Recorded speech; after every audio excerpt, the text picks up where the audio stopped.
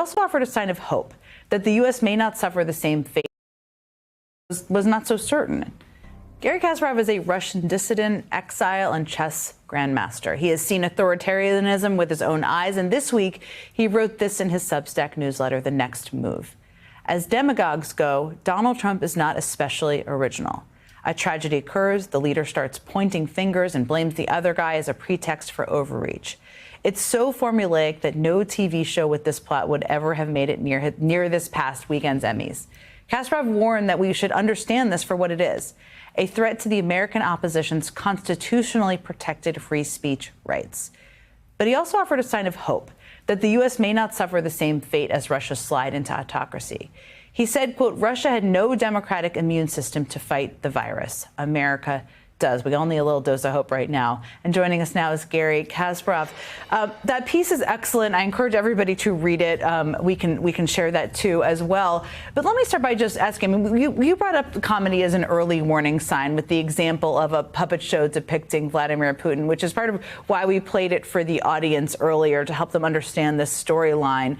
That Putin forced them off the air early in his reign, of course, as I also mentioned. But how is that example, or the example of what you saw in Russia, instructive of what we're seeing now, and what's different? Because I think it's so important, as you mentioned in your piece, about how it's the virus. There's a different instinct or ability in the United States.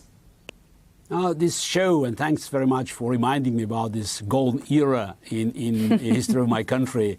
It was a very short period. It was very feeble democracy.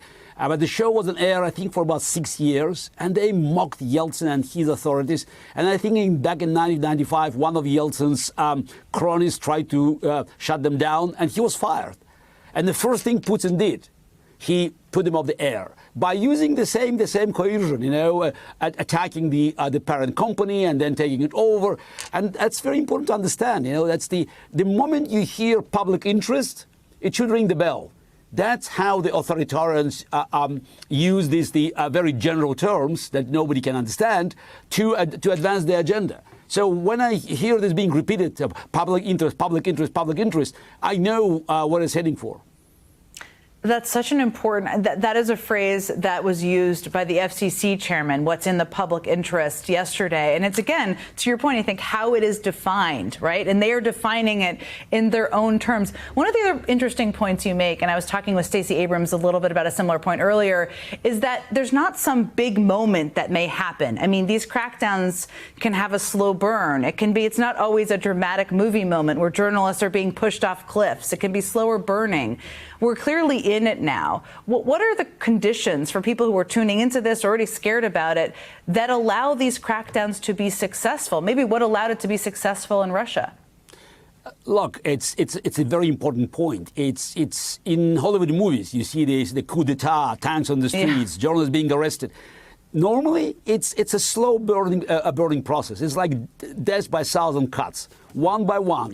Just changing one paragraph in the law and moving the comma here or full stop here. And very often, it's under the disguise of legality and, of course, public interest. We have to protect public security and.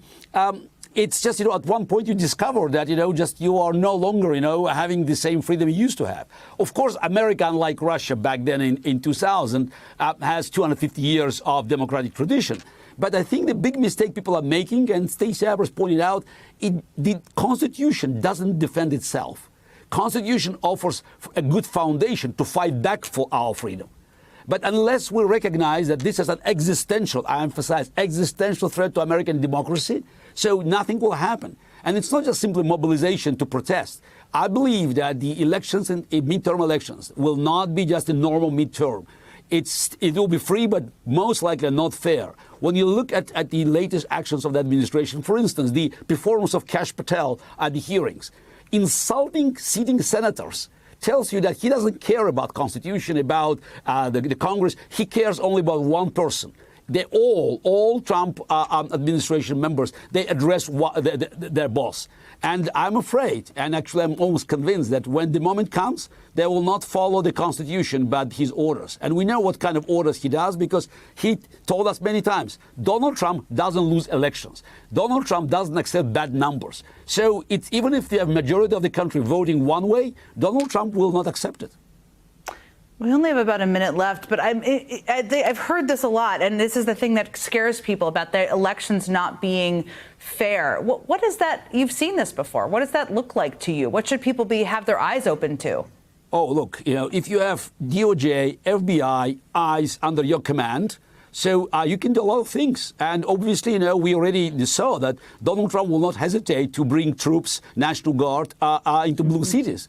So again, he has too many levels of power, and it's very important that now we mobilize people. And my suggestion is not just general protest. I don't think they go after Disney. They say they're too powerful and probably insulated against a campaign of boycott. The Congress. It's Article 1 of the Constitution. And it's Donald Trump power is based on 5 Republican votes there. So campaign. If you have millions of people who are upset now, start making calls. Just turn their lives into hell and make sure that they hear the voice of people. Such an important point. You've seen this before.